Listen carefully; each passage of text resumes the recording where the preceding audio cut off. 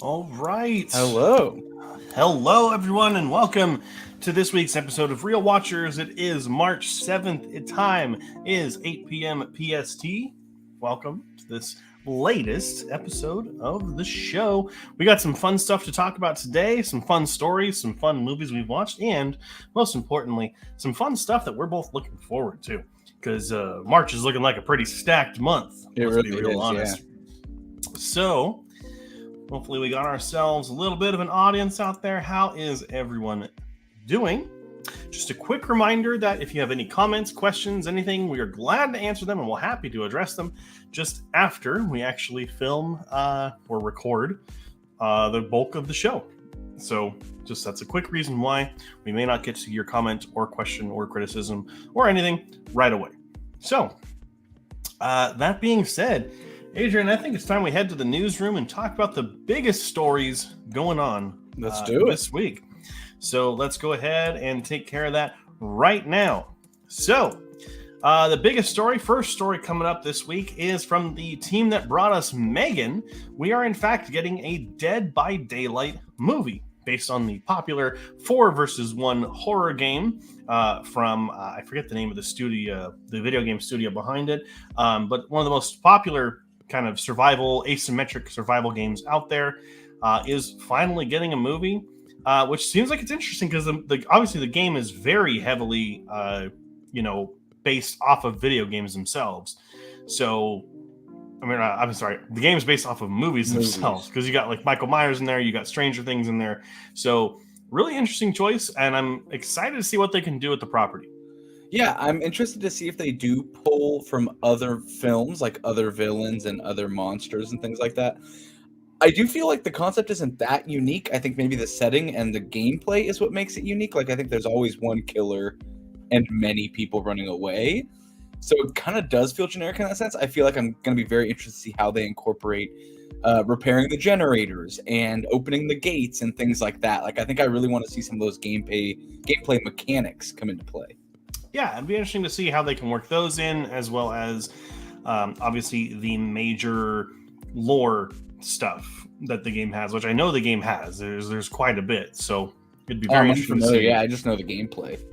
Yeah, it'd be very interesting to see what they can do with that. So, but let's, excited for that one. Yeah, and cleanly moving right along to what I'm very excited about. I haven't seen it yet, but Creed 3 did set a franchise record, opening its weekend at 58 million, which isn't like anything staggering, especially if you've been watching like the Avatar 2 numbers or anything. But for a kind of like lesser known Rocky type film, I think that's really respectable. So I'm really excited to see these numbers. Yeah, big opening for a franchise that just seems to have gotten bigger and bigger. And the reviews say that it's better than the second one. Not as good as the first one, from everything I've been hearing. But first one's really good. But yeah, the first one is very good. I have to rewatch it and give it a score sometime soon. Very good.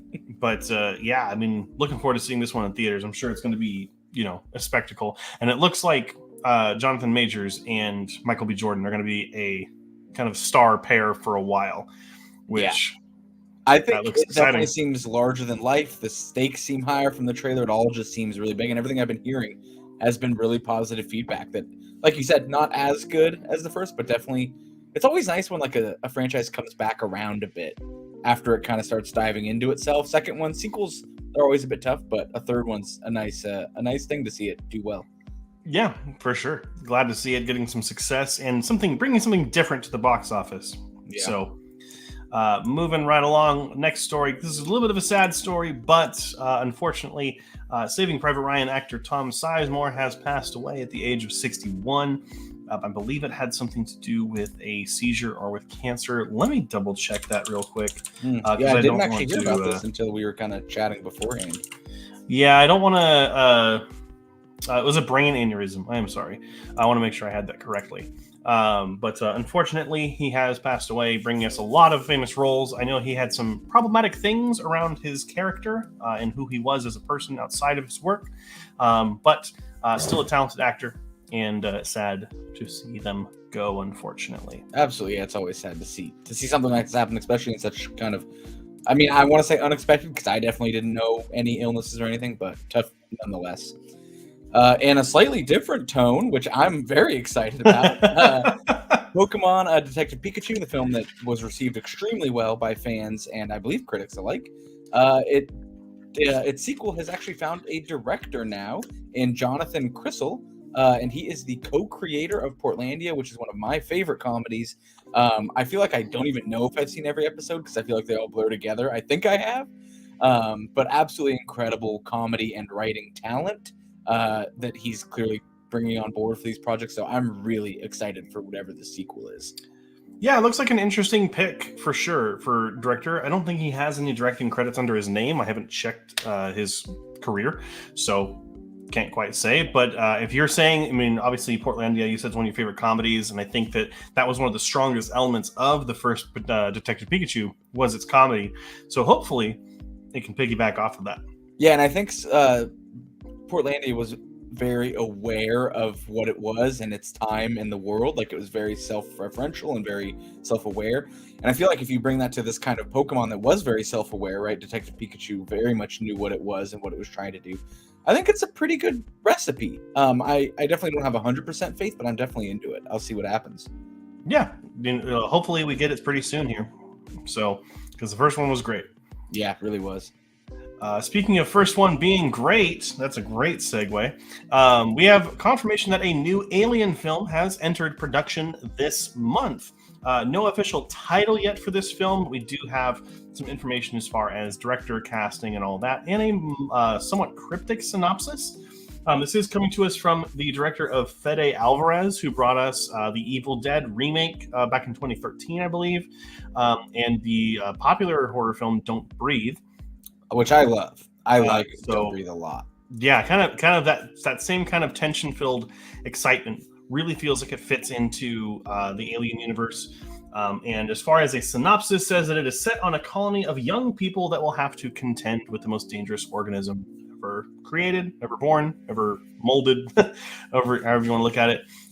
Which I'm interested to see how that's going to work, because it's obviously it's a colony of young people. I'm hoping it doesn't feel like some sort of like high school drama thing mixed with Alien. Like, I hope it's like actually the fact that it's young people isn't necessarily a bad thing, but just make sure that it feels Alien. It feels like the rest of the series.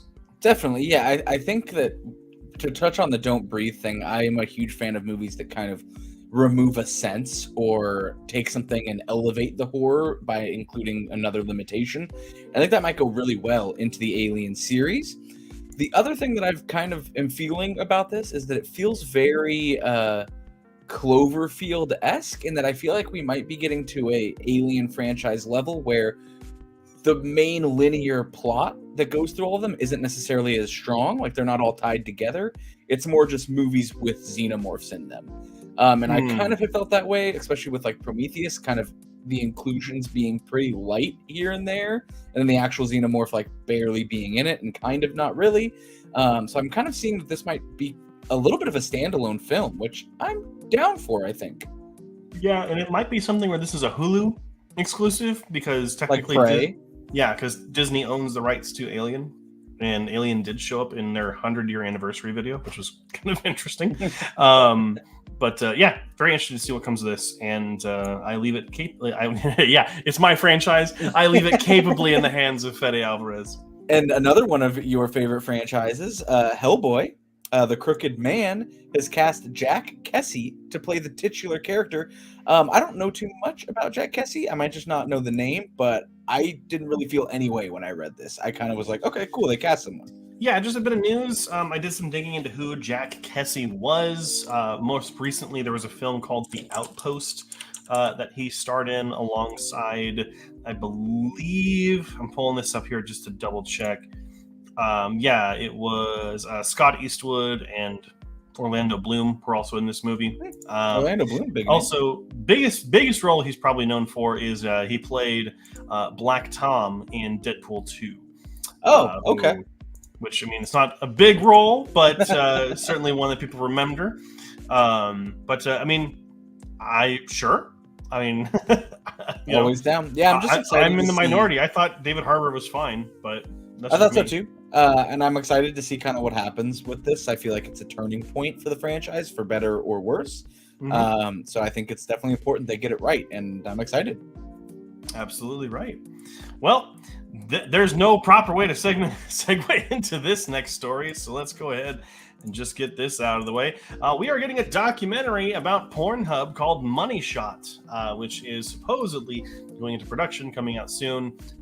This is not too shocking, because I know the website went through quite a bit of controversy. And this will deal with some of the controversy and the censoring that happens on the platform. A very interesting topic for a documentary. I don't think we've seen a documentary about, at least I don't know of any documentaries about pornography, but especially ones that happen that take place in today's era. So you missed a big one. There's a movie called Hot Girls Wanted that really kind of took, I think it came out on Netflix. It really kind of took the kind of streaming world by storm. It was about more how the girls get cold and processed into this industry, and how it's not always desired, and the outcome isn't always desired. There's a lot of trickery that goes on. So there have been documentaries about that. I think this is definitely going to expand on that and maybe talk about the controversies as a whole. I think this might talk more, about how there were videos up there of people that didn't sign on to have their videos on there, and there's been a whole effort to make that more consent. They want more consent to have your video. Yeah. I think they're going to talk a lot more about that and the efforts they've been taking to kind of fix that. I don't know too much about it, but I do know, I didn't even know this was coming out until I read this highlight. But I think it'll be interesting for sure. I know their report that they release every year on statistics is one of the most widely viewed reports. It's a fascinating report. I'm not gonna lie. But that is going to be it for the newsroom. Adrian, why don't you go ahead and take us to the trailer park? Sure. So obviously a ton of trailers came out this past week. You can see all of them scrolling along the bottom there. I'm just going to go ahead and talk about my personal favorite one that I watched, and that is for the movie Ghosted with Ana de Armas and Chris Evans. I think it is great to see Chris Evans kind of in a more rom-com-y role. And I actually think that something about the campiness of this trailer adds to it. The plot looks really fun, and it looks really goofy, and it looks like it doesn't take itself too seriously. And Chris Evans is amazing, and Ana de Armas is amazing. So I'm just excited all the way around to see this movie. I think it's going to be good. Gotcha. Yeah, I actually haven't watched this trailer yet, so probably will actually as soon as we're done here. But if there's anything that is getting me excited this week, it would be the Dungeons and Dragons Honor Among Thieves. We're both D&D lovers. I'm excited for this movie beyond belief, not relief. And all the trailers have just been hyping me up more and more. I'm hoping it's not hyping me to a disappointment, but that expectation could always happen. It wasn't this trailer, but there was a trailer for this movie that really got me going, and it was when they were trying to interview a dead body, and he goes, "You can ask it 5 questions before it goes," and he goes, "How many questions can I ask?" And the thing goes 5. And then it keeps answering these questions. He goes, "Wait, was that a question?" "Yes." And then it just dies, and they don't get any information, which, as Garrett said, we're both currently running campaigns right now. I'm running my first one, so kind of dabbling in it. But that is absolutely a trope that happens all the time. It just never goes the way that you think it's going to go. So I'm excited to see. It seems like they're playing into it, which I'm finding really enjoyable. Yeah, that's how you're going to get the fans in, and hopefully that's how you're going to sway general audiences as well.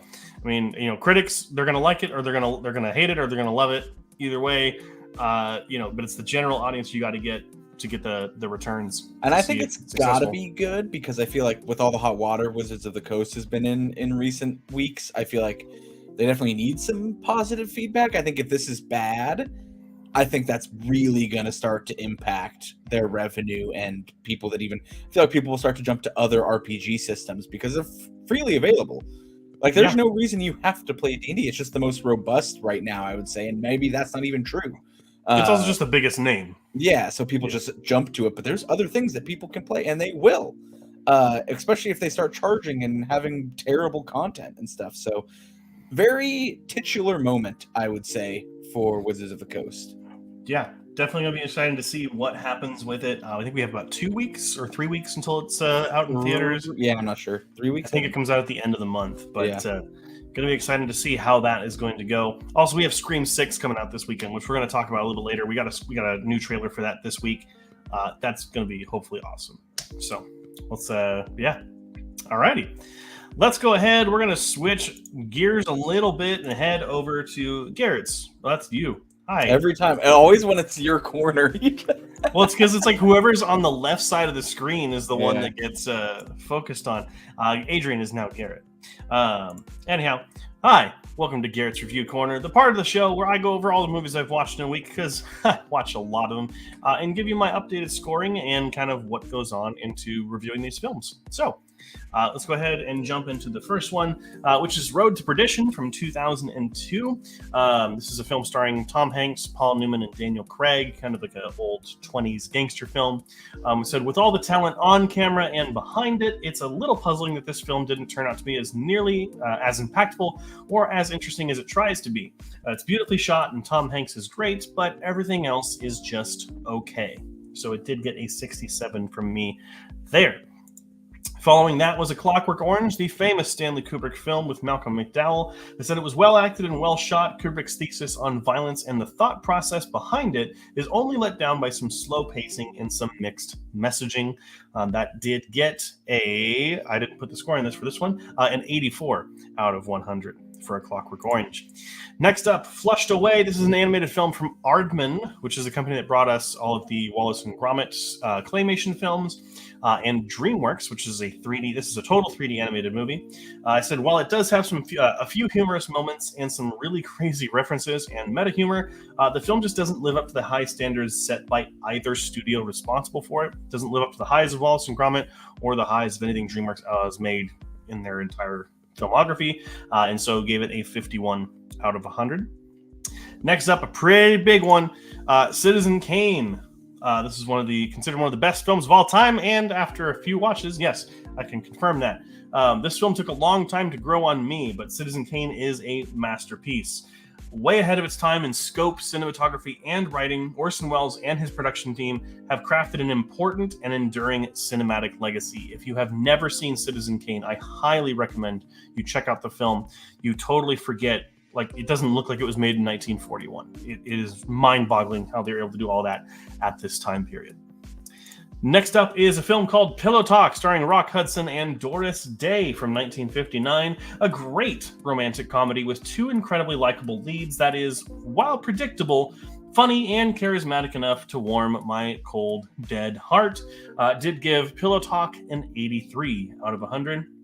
It is actually a very funny movie. And last up, I tortured myself today by watching R.I.P.D., the action comedy film starring Ryan Reynolds and Jeff Bridges. I've never said the phrase, "What the fuck is this movie?" so many times while watching a film. Aside from one or two brief moments of comedy, the film is completely unforgivable in all aspects. Don't watch this film at all. Just don't watch R.I.P.D. Yeah, I saw it in theaters. And I'm sorry. I remember it not being that good. So yeah, no surprise there. And Flushed Away, I feel, is a bit low of a score, but understandable. It's definitely not the best. It definitely doesn't hold up to either studio's work, and it should have been claymation. The fact that it was 3D animated was just a weird decision. I think it would have been way cooler if Wes Anderson did it in Fantastic Mr. Fox style. That would be a much different movie. Yeah. But if you'd like to see any other of my reviews, both old and upcoming, you can check out down below my letterboxd, Garrett_O'Keefe, and the blog, GarrettO'KeefeFilm.blogspot.com for more information and reviews. Awesome. And with everything that has been watched and came out this week, let's go ahead and look forward to what is coming out this weekend. We have a couple of really good things. We have 65, the new Adam Driver sci-fi thriller film that takes place with dinosaurs, which I think looks like the most refreshing dinosaur movie we've gotten in a long time. Very cool concept. I'm very excited about that, and so does everybody else, seems to be. We have Champions, a drama comedy about a minor league basketball coach played by Woody Harrelson. I'm actually excited about this. I feel like Woody Harrelson, he's a little bit hit or miss, but this actually seems like a role that I think I'm interested in actually seeing him play. I feel like he could do a good job. Next, we have Faraway, the Netflix exclusive drama, so you can watch it at home. No need to go to the theater for this one. That comes out on Friday, I believe. I don't have the note here, but I believe it's Friday. We also have another Netflix exclusive, which is Luther, the Fallen Son. It releases this weekend as well. I'm personally really excited about that. I watched the entire show. I don't remember why I watched it, but it actually is a big surprise and a really good show. So if you don't have anything to watch right now, check out Luther. It's very good, and you'll get a movie with it. We also have Scream 6, of course, the long-awaited sequel to the Scream franchise. It's going to take place in New York, and it's in theaters on Friday. We have Southern Gospel, a drama about a rock star that turns preacher. I haven't really heard too much about this. I haven't even seen any initial feedback, but I think it sounds pretty interesting. It sounds kind of a little generic to me, but I guess we'll check it out. And then we also have The Magician's Elephant, an animated film adapted from the novel by Kate DiCamillo, and that comes out on Netflix again, sole streaming there on Friday. And then we also have Unicorn Wars, an adult horror animated comedy film. And that is actually going to be in theaters, but only select. I haven't checked if this is near me, but just based off the poster alone, I really did want to go see it. So I am definitely going to go try to check out wherever it releases. It looks very fun. Looks like if Adult Swim released it a big film. I think the description when I was typing this out today said it's Care Bears meets Apocalypse Now, which is just the most insane thing I've ever heard. So, also 2 weeks ago we reported that Luther Fallen Son was going to be out that week, and I think that was a limited theatrical release. Correct. And this is the actual Netflix release. So apologies. Yeah, I didn't get to see it. I didn't get to see it in theaters. I really did want to. I just didn't find the time, but I am definitely going to watch it now that it's available for free. So. Yeah, for sure. Looks like it's going to be a busy weekend this weekend. I got 2 movies to go see, 65 and Scream 6. It's a 6 kind of weekend. I don't know why that made sense in my head, but it did. Anyhow, speaking of movie theaters, let's go ahead and dive into how everything performed this weekend. At number 1, no surprise, we talked about it earlier, Creed 3 made $58 million in its opening weekend, and I think it's $100 million globally, which is a pretty impressive debut. Yeah. Number 2, Ant-Man and the Wasp: Quantumania has fallen to second place, earning a measly $12 million in its first weekend. It's a fast fall. Yeah, very fast, unfortunately. We did have in third place Cocaine Bear with holding in strong with a $11 million second weekend. This is a third film that I need to go see this week, so haven't got to see that yet. Number 4, an impressive debut for Demon Slayer Kimetsu no Yaiba to the Swordsmith Village with a $10 million opening here in the United States, which, I mean, the anime is probably one of the most popular in the world right now, so makes sense that it got a big opening. And this is a typo on the screen, but Jesus Revolution did get 5th place with a $5 million opener second weekend. It was not a $15 million second weekend. So that is my mistake. You caught me. But yeah, I mean, all in all, pretty expected weekend. I don't think there's any surprise here. I mean, the only surprise being Avatar completely dropped off the list. So, I mean, hey. Like I said, we talked about this a bit last week, but if you didn't catch last week's episode, you can go watch it first off. But I anticipate a re-release of Avatar 2 sometime in the near future. Before it leaves theaters, I expect them to do some kind of effort in order to get seats just because they're so close to getting second place of all time. So I think it is. I think we'll see something here. I don't think it's going to go quietly. Yeah, I mean, I'd be really upset if he gets second place because Endgame worked so hard to get up to second. But also interesting on, now that we mentioned Avatar 2, they said that it is going to be releasing digitally in the next couple weeks here with 3 hours of unseen bonus content. And what's really interesting is that it is not going to be a Disney Plus exclusive. And I think that's part of trying to just gather Halo revenue. I think they're just going to continue to try to grab more and more. They'll probably do it's a stream release, but that still counts. And the other big thing that people were mentioning too is that it was probably deals already set in place before Disney purchased it, where it was going to be on these certain platforms, regardless of who owned it. So, yeah, and I bet with a movie that big, those deals are pretty ironclad. I feel like even Disney's lawyers probably couldn't pry those open. Yeah, Yeah, and that's saying something. Or I'm sure there was something that was like, okay, yeah, we'll let it go, but you have to pay us 10% of the movie's profits. And they're like, It's got to be no. something crazy. Yeah. I'm actually just going to double check and see if it has a release date here for Disney Plus. It does not look like it is going to be coming to Disney Plus right away. Hopefully sometime this month or next month, but it's going to be able to rent pretty soon here. So, but that's going to be it for pretty much everything today. But Adrian, what are you currently watching? What's going on in the world of Adrian? Yeah, I am not very caught up on many of like the newest releases of movies or anything like that. But I am watching a few shows. I am behind on The Last of Us. I understand the last one was very good, had like 8.1 million viewers on the last episode, which is like up 71% from the first episode. Like definitely became a cult following. So definitely looking forward to finishing that. Currently watching The Bachelor, How I Met Your Father, and Survivor started season 44. If you're not a fan of those kind of shows, I guarantee you it is very entertaining. If you like reality shows at all, this is definitely one to check out. If you don't, and you just like, even if you like board games, it is literally like the human board game. It is absolutely fascinating to watch so many game mechanics go off at once, and people lie, deceit, and win challenges all the way to the top. And it is a very good season so far. Interesting to hear. Pardon my yawning. Excuse me, that came out of nowhere. Yeah, not a fan of reality TV shows myself. I mean, just not a fan. They don't tickle my fancy. What has been tickling my fancy this last week has been The Last of Us, which I am up to date on. Last episode was very, very good, and we are getting the finale this weekend. So very much looking forward to the finale. I wonder if it's going to be like an hour and a half, 2 hour long finale, or if it's just going to be 50 minutes. It'll be interesting to see regardless. And speaking of that, I will be appearing on our friends over at the Fans of Something YouTube channel to talk about season 1 on Wednesday on their channel. So make sure you go over there and check them out. You can see us talk about the show live on stream. Beyond that, I mean, hey, Mandalorian season 3 is still going on. Was not impressed by the episode last week. And I'm honestly, my excitement has kind of tempered for this season, but I'm still going to hang in and check it out while I can. That new episode will go live tonight at midnight. But for the first time in 3 seasons now, I will not be staying up till midnight for this show. I will just watch it on my lunch tomorrow, probably, and just to get it, just to be something to watch. And then I actually have been watching History of the World Part 2 on Hulu, the long-awaited, I guess, sequel to Mel Brooks's historical comedy film. Watched the first 2 episodes, haven't watched the second 2 yet, and I know the third 2 have gone live tonight. And it's hit or miss, for sure.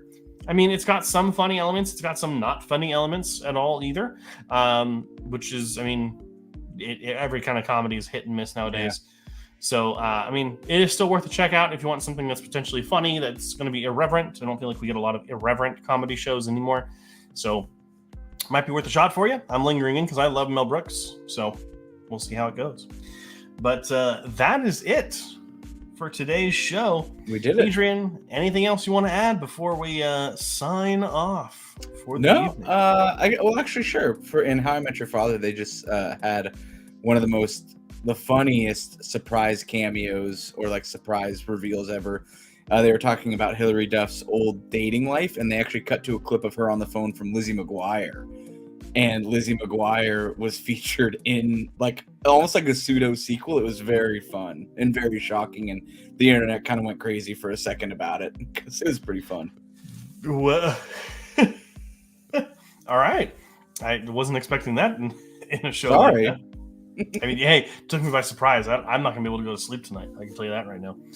But awesome. Well, if you have any comments, any questions, anything you want to know or ask us, make sure you get those comments in. We'll get them after we are done here. We're not going quite away just at the end, as you know. But yeah, that's going to be it for the show. Thank you so much for watching. Make sure you like, comment, and subscribe to the YouTube channel. We have some awesome content coming. We have a couple of great video essays in the pipeline, one of which is completed and coming very soon. But that will be out soon enough. Adrian, thank you so much for joining us here on the show. Thank you all, the 3 of you out there who are watching, for joining us. And we will see you all next time here on Real Watchers. Keep your eyes on the screen. All righty. We actually have a comment. From Senior Fro. Hello, Mr. Joey. May I suggest 1966's Seconds to watch, if time permits? 1966's Seconds. What is that?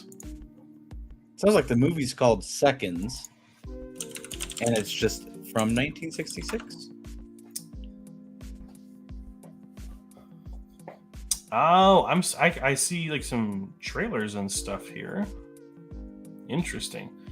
It's an hour and 46 minutes. I mean, we're not gonna watch that on stream, but I will definitely check that out. Maybe it'll be in Garrett's review corner next week. Yeah, I mean, it looks like it says it's on Canopy. Oh, it's got Rock Hudson in it. That's interesting. Sounds like a good rec, Senior Fro. Says the secret organization offers wealthy people a second chance at life. The customer picks out someone they want to be, and the organization surgically alters the customer to look like the intended person, stages the customer's death, gets rid of the intended person, and the customer takes on a new life. Wow. And this was in 1966, and it's got a 4.1 on Letterboxd. That's pretty high. Yeah, sounds like we'll have to check it out. That's going on my list. Thank you for that, Joey. I will be checking that out. And wonderful YouTube picture. I believe that's Earthworm Jim. Yeah. Awesome. Thanks, cool. Joe. All righty. Well, hey, we got a comment after the show. I mean, it's not a bot asking for viewers. I like that quite a lot. Yeah, I'll definitely have to check that out. Let me add that to my watch list real quick.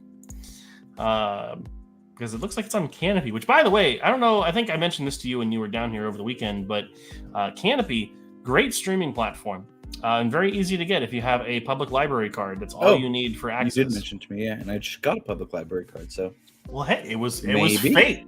It was meant to be.